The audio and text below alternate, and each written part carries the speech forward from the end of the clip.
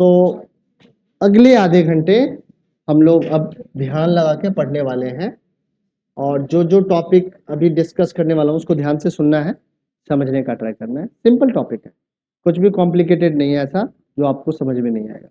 अगर कहीं किसी भी बच्चों को नहीं समझ में आता है तो अपने अपनी क्वेरी को पुट अप कर लेना है। कुछ बच्चे ऑनलाइन भी हैं, ऑनलाइन में भी जो स्टूडेंट्स हैं उनको भी अगर समझ में नहीं आएगा तो उनको आप लोगों को अपना अपना क्वेरी पुट अप कर लेना है। साथ में जितने भी ऑफलाइन स्टूडेंट हैं वो तो मेरे साथ में ही है, तो उनके साथ तो कोई दिक्कत आने वाली ही नहीं है। अगर उनका ध्यान भी इधर उधर होगा तो मैं बता दूंगा कि आपका ध्यान इधर उधर जा रहा है, प्लीज ध्यान दे दो पढ़ाई पे। ठीक है, तो स्टार्ट कर लेते हैं। तो आज का टॉपिक है हमारा, सबसे जो पहला टॉपिक हम लोग डिस्कस करने वाले हैं वो है आइसोमेरिज्म। ठीक है, अब समझते हैं कि आइसोमेरिज्म क्या है। शायद ये वर्ड आपने पहली बार सुना होगा, इससे पहले ये वर्ड आपने नहीं सुना होगा, तो इसका मीनिंग समझते हैं कि ऑर्गेनिक कंपाउंड में इसका क्या मीनिंग है, या कह सकते हैं ऑर्गेनिक केमिस्ट्री में इसका क्या मीनिंग है। ठीक है, तो कह रहा है कि कार्बन कंपाउंड्स और ऑर्गेनिक कंपाउंड्स, कार्बन कंपाउंड्स को हम लोग क्या कहते हैं, ऑर्गेनिक कंपाउंड भी कहते हैं। कहीं पर भी अगर ऑर्गेनिक वर्ड आपको देखने को मिल रहा है तो पहले आपको दिक्कत हो सकती थी, बट अब आपको मालूम चल गया कि जो कार्बन के कंपाउंड होंगे उनको हम लोग ऑर्गेनिक कंपाउंड भी कह सकते हैं। ठीक है, सो organic compound with the same molecular formula, क्या कह रहा है, ऐसा ऑर्गेनिक कंपाउंड जिसका मॉलिक्यूलर फार्मूला क्या हो, सेम हो, can show the different structure, but जिसका स्ट्रक्चर क्या हो, डिफरेंट हो। ठीक है, ऐसे ऑर्गेनिक कंपाउंड जिनका मॉलिक्यूलर फार्मूला सेम हो बट स्ट्रक्चरल फार्मूला क्या हो, डिफरेंट डिफरेंट हो, the different and hence different properties, इस स्ट्रक्चर के डिफरेंट होने के कारण इनकी प्रॉपर्टीज भी क्या हो जाएगी, डिफरेंट हो जाएगी। This phenomenon is called isomerism, इस फेनोमेनन को हम लोग आइसोमेरिज्म कहते हैं। And the compounds are called isomers, और ऐसे कंपाउंड को हम लोग आइसोमर्स कहते हैं। ठीक है, अब अल्केन ग्रुप का एक कंपाउंड है हमारे पास C4, सबसे पहला हम लोग ले लेते हैं C4H10। अब ये कौन सा कंपाउंड है अल्केन ग्रुप का, आप लोग बताओ प्लीज, यहाँ पे ध्यान दे दीजिए प्लीज। ठीक है, ये अल्के हाँ क्या बुक में है, अभी प्लीज यहाँ पे ध्यान दे दो, बुक में बता दूंगा कहाँ पे। ठीक है, तो यहाँ पे ध्यान से सुन लो। ठीक है, तो यहाँ पे लिखा हुआ है कि ऐसे ऑर्गेनिक कंपाउंड जिनका मॉलिक्यूलर फार्मूला, कंपाउंड्स है यानी कि अलग अलग कंपाउंड्स हैं, बट जिनका मॉलिक्यूलर फार्मूला क्या है, सेम ही है, और स्ट्रक्चरल फार्मूला क्या है, डिफरेंट है। इस कारण से स्ट्रक्चर के डिफरेंट होने के कारण उनकी प्रॉपर्टीज भी क्या हो जाएगी, डिफरेंट हो जाएगी। और इसी फिनोमिनन को, इसी इवेंट को हम लोग क्या कहते हैं, आइसोमेरिज्म कहते हैं, और जो कंपाउंड है अलग अलग उनको आइसोमर्स कहते हैं। तो अभी हमने ब्यूटेन का ये मॉलिक्यूलर फार्मूला लिखा है। ठीक है, अब ब्यूटेन को का क्या पॉसिबल स्ट्रक्चर हो सकता है, जरा इसको देखते हैं। तो एक ब्यूटेन का मैंने स्ट्रक्चर देखो इस तरीके का बनाया है, ये 4 कार्बन हमने एटम लिंक किए और साथ में हाइड्रोजन के एटम लिंक कर दिए यहाँ पे। तो एक तो स्ट्रक्चर आपका ये हो, ठीक है, समझ में आया। तो ये नॉर्मल ब्यूटेन है, ये हमारा कैसा ब्यूटेन है, तो एन ब्यूटेन है, तो इसको कहते हैं नॉर्मल ब्यूटेन। अब क्या है, ब्यूटेन का और भी एक स्ट्रक्चर बनाया जा सकता है। यहाँ पे कितने हाइड्रोजन एटम है, तो 10 हाइड्रोजन एटम है। जब काउंट करोगे तो 10 हाइड्रोजन एटम मिलेंगे और 4 क्या मिलेंगे, कार्बन एटम मिलेंगे। एक और तरीके से मैं इसका स्ट्रक्चर ड्रॉ कर सकता हूँ चाहूँ तो, 1 2 3 और चौथा कार्बन हमने यहाँ पे लिंक किया है। ठीक है, अब यहाँ पे क्या है कि एक हाइड्रोजन यहाँ, एक हाइड्रोजन यहाँ, तो यहाँ पे मैं हाइड्रोजन लिंक कर रहा हूँ। तो इस तरीके से हमने यहाँ पे हाइड्रोजन लिंक कर दिया। ठीक है, सो अब देखो इस तरीके से भी जो ये हमारा ऑर्गेनिक कंपाउंड है, या कह सकते हैं जो अल्केन है, ये अल्केन में कितने कार्बन है, तो 1 2 3 4, यानी कि ये ब्यूटेन ही है। ठीक है, और कितने हाइड्रोजन है, तो 1 2 3 4 5 6 7 8 9 10। सो इन दोनों ही ऑर्गेनिक कंपाउंड का केमिकल फार्मूला तो C4H10 ही होगा, बट दोनों का स्ट्रक्चर क्या है, अलग अलग है। तो ये दोनों ही ब्यूटेन के क्या है, आइसोमर्स है, और ब्यूटेन क्या कर रहा है, आइसोमेरिज्म प्रॉपर्टी को दिखा रहा है। यहाँ पे समझ में आ रही है बातें, तो इसका नाम कुछ बदल जाता है, इसको कहते हैं हम लोग आइसोब्यूटेन। इसको क्या कहते हैं? आइसोब्यूटेन। सो ये दोनों ब्यूटेन के आइसोमर्स हैं। कभी भी अगर पूछा जाए कि ब्यूटेन के कितने आइसोमर्स होते हैं, तो आप कहेंगे कि 2 आइसोमर्स होते हैं, एक नॉर्मल ब्यूटेन है और एक आइसोब्यूटेन है। ठीक है, ये आइसोमर क्यों है? क्योंकि इन दोनों ऑर्गेनिक कंपाउंड का मॉलिक्यूलर फॉर्मूला तो एक ही है, बट इनका स्ट्रक्चरल फॉर्मूला क्या है? डिफरेंट है। तो इस तरीके के अगर कोई और भी कंपाउंड, बहुत सारे कंपाउंड ऐसे मिल जाएंगे जिनका स्ट्रक्चरल फॉर्मूला क्या होगा? अलग अलग होगा, बट उनका मॉलिक्यूलर फॉर्मूला सेम ही होगा। तो जितने भी ऐसे कंपाउंड्स होंगे उनको हम लोग आइसोमर्स कहते हैं।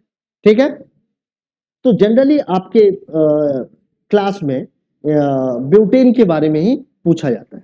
ठीक है, आप चाहे तो पेंटेन का भी सिचुएशंस लेके देख सकते हैं। तो पेंटेन के 3 आइसोमर्स पॉसिबल है। ठीक है, देखते हैं जरा, हम लोग इसको समझते हैं। तो पेंटेन को देखो 3 तरीके से हम लोग दिखा सकते हैं, 3 अलग अलग तरीके से उसका स्ट्रक्चरल फॉर्मूला ड्रॉ किया जा सकता है। समझ में आ रहा है माहिर?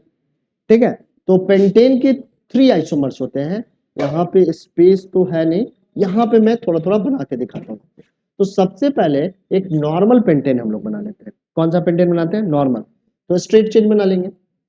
यहाँ पे 1 2 3 4 5, यहाँ पे क्या होगा? हाइड्रोजन ऐसे करके मैं सिर्फ लाइन ड्रॉ कर रहा हूँ। यहाँ पे लाइन है, वहां पे हमें क्या लिंक करना है? तो हाइड्रोजन ड्रॉ करना है। ठीक है, 5 कार्बन एटम है, तो methane, ethane, propane, butane, pentane होगा। तो ये हमारा कौन सा है? पेंटेन है। समझ में आई बात? पेंटेन के बाद हमें क्या करना है कि एक और हम लोग क्या करते हैं, 1 2 3 और यहाँ लगा है 4 और यहाँ पे एक कार्बन अटैच कर देते हैं। और इस तरीके से जो रिमेनिंग बॉन्डिंग है वहां पे हम लोग हाइड्रोजन एटम क्या कर देंगे? लिंक कर देंगे। तो एक इस तरीके का भी स्ट्रक्चर बनाया जा सकता है। बना सकते हैं कि नहीं बना सकते हैं? ठीक है, यहाँ क्या है? तो हमारा हाइड्रोजन एटम, ये क्या है? Hydrogen atom. हाइड्रोजन एटम कितने होंगे ये बताओ आप? हाइड्रोजन एटम C5H12 होगा ना, पेंटेन का केमिकल मॉलिक्यूलर फॉर्मूला यही होगा। सो देखो यहाँ पे हाइड्रोजन एटम कितने हैं? 1 2 3 4 5 6 7 8 9 10 11 12। ठीक है, यहाँ पर भी अगर हम लोग हाइड्रोजन लिंक करें इस तरीके से, यहाँ पे हाइड्रोजन मैं लिंक कर दे रहा हूँ। तो ये हाइड्रोजन जैसे ही लिंक करूंगा, सॉरी, ठीक है, हाइड्रोजन यहाँ पे हाइड्रोजन है, समझ लो। ठीक है, सो फिर से अगर काउंट करोगे तो 1 2 1 2 3 4 5 6 7 8 9 10 11 एंड 12। तो इस पेंटेन को हम लोग कहते हैं नॉर्मल पेंटेन है। और ये पेंटेन क्या है? आइसो पेंटेन है। ये कैसा पेंटेन है? तो आइसो है। जैसा कि ब्यूटेन में हमने नेम असाइन किया था, आइसो ब्यूटेन।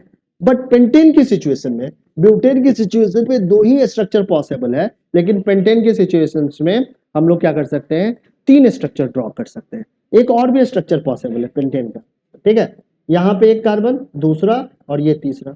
एक कार्बन इधर लिंक करेंगे और एक कार्बन इधर लिंक करेंगे। अभी नंबर ऑफ कार्बन एटम्स कितने हो गए? 5 हो गए। ठीक है, अब जरा हम लोग हाइड्रोजन को इस तरीके से यहाँ लिंक कर लेते हैं। तो हाइड्रोजन एटम अगर मैं काउंट करूं, यहाँ पे हाइड्रोजन है, यहाँ हाइड्रोजन है, यहाँ हाइड्रोजन, इस तरीके से मैंने हर एक जगह पे हाइड्रोजन को लिंक किया है। तो अब अगर आप देखो तो हाइड्रोजन एटम कितना है? 1 2 3 4 5 6 7 8 9 10 11 12। तो अभी भी इन तीनों ही ऑर्गेनिक कंपाउंड का केमिकल फॉर्मूला क्या रहने वाला है? तो C5H12 ही रहने वाला है, क्योंकि carbon, number of carbon atom कितने हैं? 5 है। ठीक है, नंबर ऑफ हाइड्रोजन एटम कितने हैं? 12 है। बट यहाँ पे इन तीनों ही ऑर्गेनिक कंपाउंड का आप देख रहे हो स्ट्रक्चरल फॉर्मूला क्या है? अलग अलग है। इसीलिए इस कारण से इनकी प्रॉपर्टीज भी क्या हो जाएगी? डिफरेंट हो जाएगी। तो इस पेंटेन को हम लोग कहते हैं नियो पेंटेन, NEO, नियो। ठीक है ना, नियो पेंटेन। समझ में आई बात? तो ये नियो पेंटेन है। तो पेंटेन के 3 आइसोमर्स एग्जिस्ट करते हैं। ठीक है, समझ में आई बात या नहीं आ रही है? तो आपको यही 2 एग्जाम्पल याद रखना है आइसोमेरिज्म में। ठीक, समझ में आया या नहीं आया? आगे बढ़ सकते हैं? किसी बच्चे को कोई भी कंफ्यूजन है तो बताओ। जितने ऑनलाइन स्टूडेंट्स हैं, क्या उनको कोई डाउट है? हाँ पूछो। हाँ, ये तो, हाँ ये ब्रांच वाला नहीं कुछ, नहीं, ऐसे लिख दिया है, इसका मतलब यहाँ पे एक कार्बन लगा दो, इधर एक कार्बन लगा दो। लिखने का वे अलग अलग हो सकता है, but meaning it's same, meaning different नहीं है, मीनिंग एक ही जैसा है। ठीक है, समझ में आई बात आइसोमेरिज्म की। अब चलते हैं अगले टॉपिक पे, और अगला टॉपिक हमारा नॉमेनक्लेचर ऑफ कार्बन कंपाउंड्स है। ठीक है, अब आ गए हम लोग कहाँ पे, नॉमेनक्लेचर पे। तो आप अपने बुक में देखोगे ना, तो नॉमेनक्लेचर के जस्ट पहले ही आइसोमेरिज्म भी डिस्कस हुआ होगा। ठीक है, अब हम लोग नॉमेनक्लेचर को ढंग से समझेंगे, और नॉमेनक्लेचर पे हमेशा ही क्वेश्चन भी पूछे जाते हैं। ठीक है, सारा बच्चा प्लीज, सारे बच्चे यहाँ पे अटेंशन दे दो। ठीक है, समझ में आ रहा है, यहाँ तक समझ में आया या नहीं आया? हाँ ठीक है, तो आगे बढ़ते हैं। अब हमारा अगला टॉपिक है nomenclature of carbon compounds. Following steps are used to write the name of an organic compound. किसी भी ऑर्गेनिक कंपाउंड के नेम को असाइन करने के लिए एक कह सकते हैं सेट ऑफ रूल्स है। उस सेट ऑफ रूल्स के अकॉर्डिंगली आपको नेम असाइन करना है, रैंडमली कोई भी नेम असाइन नहीं कर सकते हैं। तो उसी सेट ऑफ रूल्स को हम लोग पढ़ने वाले हैं। तो सबसे पहले आपको क्या देना है, अगर कोई भी ऑर्गेनिक कंपाउंड आपको लिखा हुआ है तो सबसे पहले उसका रूट नेम असाइन करेंगे। देखो साउथ में जनरली क्या होता है कि नेम कैसे असाइन करते हैं साउथ में, अगर किसी बच्चे का नाम कुछ रखना है, मान लो कि अर्जुन रखना है उसका नाम, तो उसके नाम के पीछे में उसके पापा का भी नाम होता है और उसके दादा का भी नाम होता है। जैसे हमारे एक फ्रेंड था अर्जुन, उसका नाम था कांडी कप्पा अर्जुन। तो कांडी क्या था, उसका दादा का नाम था, कप्पा उसके फादर का नाम था, और थोड़ा सा नेक्स्ट जनरेशन था वो, तो नाम को कहा कि मैं ऐसा नहीं रखूंगा जो बहुत दिक्कत हो जाए, तो अर्जुन में रखो, तो उसका नाम था अर्जुन। एक और भी साउथ का गांव का भी नाम ऐड करते हैं, बट जनरली आप देखोगे कि स्ट्रक्चर में इसी तरीके का रहेगा, पहले हमारा दादा का नाम, फिर पापा का नाम, फिर बेटे का नाम। इसी तरीके से एक और भी दोस्त था के साई कृष्णा, उसका नाम था कृष्णा। वो इतना इतना लंबा नाम, कहा कि ये फोर फादर से रिलेटेड होता है। ठीक है ना, हमारे फोर फादर के नेम में से मेरा के जो है फोर फादर से लिया हुआ है, और कृष्णा के साई जो है फादर के नेम में है कहीं पे, वहां से लिया है, और कृष्णा मेरा नाम। ठीक है, तो यहां पर भी आप देखेंगे कि जब भी किसी भी ऑर्गेनिक कंपाउंड का नेम असाइन करेंगे तो सबसे पहले उसके लिए रूट वर्ड खोजेंगे कि कौन सा रूट नेम होगा उसका। ठीक है, तो count the number of carbon atoms in the given compound and write the root word for it. तो सबसे पहला तो कि नंबर ऑफ कार्बन एटम देखो, और उसके लिए क्या रूट वर्ड असाइन करोगे इसको देखो। तो यहां तक है, वन कार्बन का कोई भी कंपाउंड हो, कोई भी कंपाउंड हो, उसके नेम की शुरुआत में मेथ जरूर देखने को मिलेगा। जैसे कि अल्केन ग्रुप में मीथेन होता है, अल्कीन ग्रुप में हमारा क्या हो जाता है, मिथीन नहीं होता है, एग्जिस्ट नहीं करता है। मगर अगर एच से देखा जाए तो दो कार्बन एटम का जो भी हमारा ऑर्गेनिक कंपाउंड होगा वो उसका रूट नेम क्या होगा, एथ। एथ हो गया। अब अल्केन ग्रुप का है तो इथेन हो गया, अल्किन ग्रुप का है तो इथीन हो गया, अल्काइन ग्रुप का है तो क्या कहलाएगा इथाइन कहलाएगा। ठीक है, तो रूट नेम में एच तो रहेगा ही, यानी कि वन कार्बन एटम के कंपाउंड को हम लोग हमेशा ही मेथ कहते हैं। जैसे कि एक ऑर्गेनिक कंपाउंड हम लोग ले लेते हैं HCHO। ठीक है, तो इसके नेम में मेथ तो हमें लगा ही देना है आंख बंद करके पहले। फिर मैंने देखा कि कौन सा फंक्शनल ग्रुप है, तो मैंने देखा कि अल्डिहाइड फंक्शनल ग्रुप है, तो मैं क्या लगाऊंगा इसके लिए, अल लगाऊंगा, तो ये हो जाएगा मेथनल। ठीक है, समझ में आई बात, ये क्या है, मेथनल। बट मेथ नहीं होगा ये सोच भी नहीं सकते हैं, क्योंकि जो पहला कार्बन है उससे हम लोग रूट नेम असाइन कर पाते हैं, यानी कि रूट वर्ड दे देते हैं। ठीक है, अगर मैं एक कंपाउंड लूं CH3OH, ठीक है, तो ये क्या है, अल्कोहल ग्रुप का कंपाउंड है। तो पहले तो हम लोग एक कार्बन के कारण इसको मेथ तो कहेंगे, तो इसमें भी मेथ कॉमन है और यहां भी मेथ कॉमन है या नहीं है, बट ये अल्कोहल ग्रुप का है तो इसको मेथनॉल कहें। ठीक है, समझ में आ रही है बात। इसी तरीके से अगर मैं लिखूं C2H5OH तो क्या कहलाएगा, तो ये दो कार्बन का है तो H तो होगा ही, और इसमें O लगा देंगे तो इथेनॉल हो जाएगा। समझ में आई बात। तो रूट नेम पहले देखना है कि किसी भी ऑर्गेनिक कंपाउंड में कौन सा रूट वर्ड देंगे। तो एक कार्बन के लिए मेथ, दो कार्बन के लिए एथ, तीन कार्बन के लिए प्रॉप, 4 कार्बन के लिए ब्यूट, 5 कार्बन के लिए पेंट, 6 कार्बन के लिए हेक्स, 7 कार्बन एटम के लिए हेप्ट, 8 के लिए ऑक्ट, 9 के लिए नॉन एंड 10 के लिए डेक का यूज करते हैं। इतना बहुत है, इसके आगे भी है, ऐसा नहीं है कि इसके आगे नहीं है, क्योंकि कार्बन में कैटेनेशन प्रॉपर्टी है, बहुत सारे कार्बन के एटम्स क्या होते हैं, सेल्फ लिंक कर सकते हैं आपस में। सो इसके भी आगे, बट 10th क्लास स्टैंडर्ड तक, 10th क्लास के लिए इतना आप याद कर लो, इवन इतना भी नहीं, यहां तक भी याद कर लो तो ये सफिशियंट है आपके लिए। ठीक है, तो रूट वर्ड तो पहले असाइन हम लोग कर देंगे, रूट वर्ड के बाद क्या करना है, तो रूट वर्ड तक की कहानी पता चल गई। अब देखना है if the compound is saturated, अगर कंपाउंड सैचुरेटेड है तो ऐड सफिक्स एन, सफिक्स क्या लग जाएगा, एन, जैसे मीथेन। ठीक है, क्योंकि कंपाउंड क्या है, सैचुरेटेड है, या तो कंपाउंड सैचुरेटेड होगा या अनसैचुरेटेड होगा।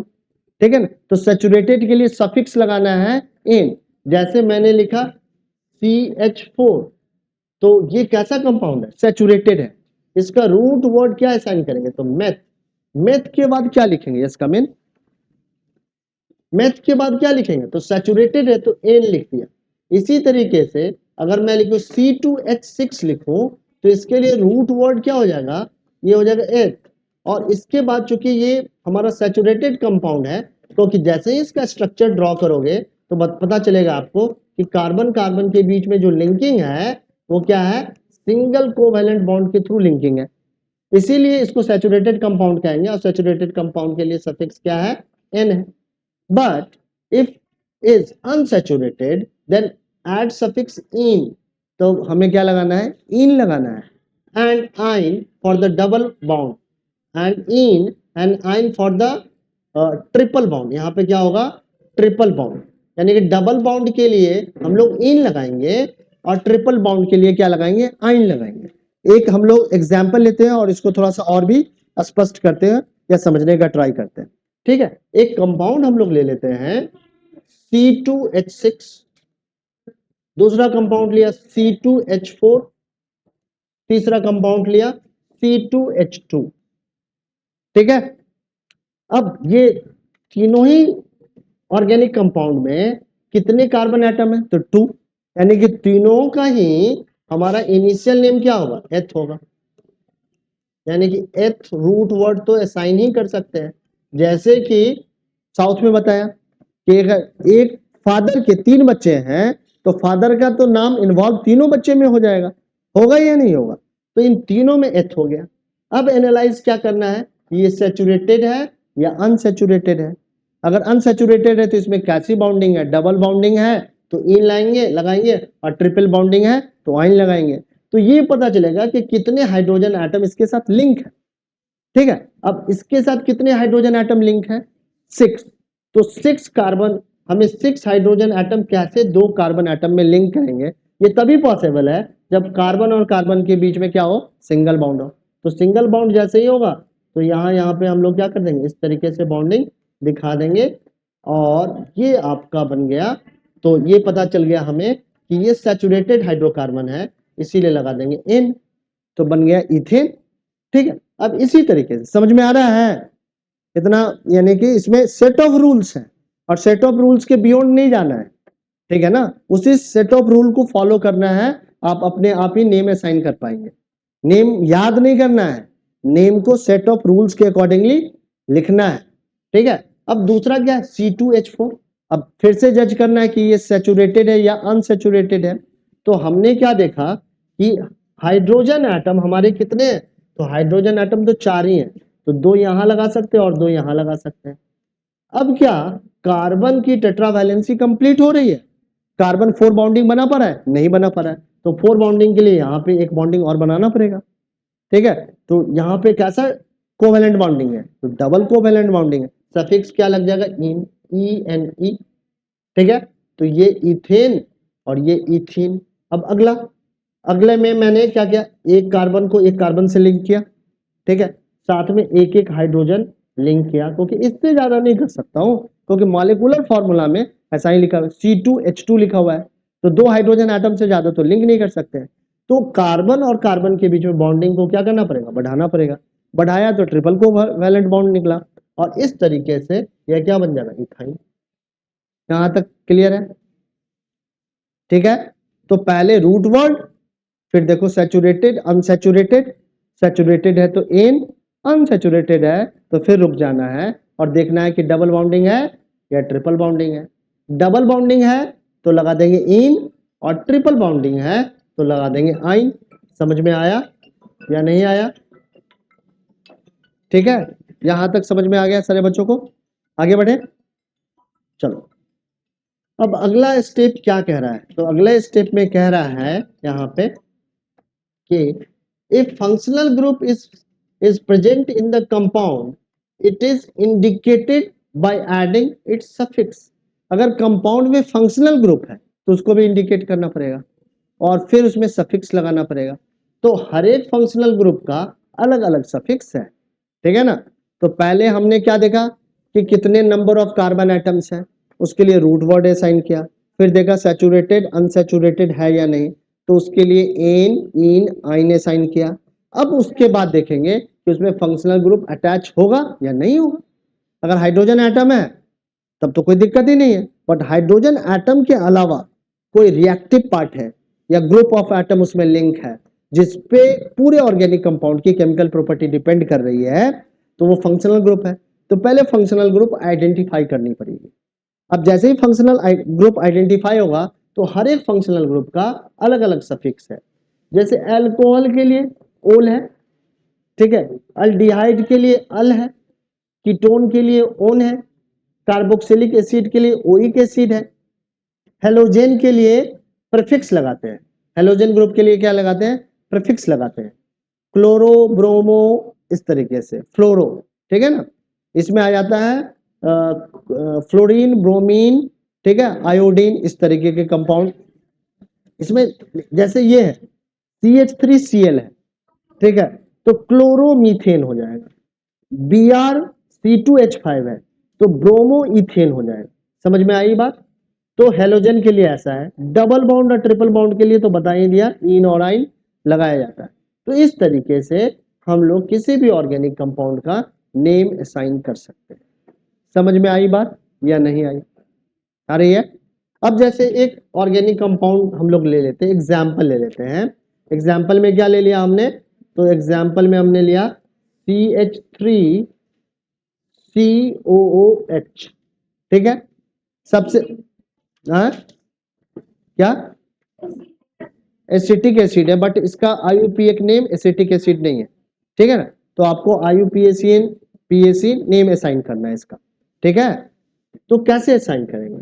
तो यहां पे पहले देखो कि कितने कार्बन एटम है, तो 2 कार्बन एटम है, तो इसका नाम क्या हो जाएगा, रूट वर्ड क्या होगा, एथ, ठीक है। सैचुरेटेड है तो ANE लगाएंगे, बट ई हटाना पड़ेगा क्योंकि इसमें एक फंक्शनल ग्रुप भी क्या है, अटैच है। फंक्शनल ग्रुप कौन सा है? तो कार्बोक्सिलिक एसिड है। कौन सा सफिक्स लगाते हैं, ओइक एसिड लगाते हैं, तो ये बनेगा इथेनोइक एसिड। ये क्या हो जाएगा, इथेनोइक एसिड। समझ में आया या नहीं आया? कुछ एग्जाम्पल्स ले लेंगे तो इसको और ज्यादा अच्छे तरीके से समझ पाएंगे, क्योंकि ये प्रैक्टिस का है, ठीक है। नॉमेनक्लेचर इस तरीके से आपका ठीक नहीं होगा जब तक आप प्रैक्टिस नहीं करोगे। ये जो स्टेप्स इन्वॉल्व है वो याद ही नहीं रहेगा, और जब याद नहीं रहेगा तो किस तरीके से नेम असाइन करोगे, ठीक है। तो हम लोग जरा एक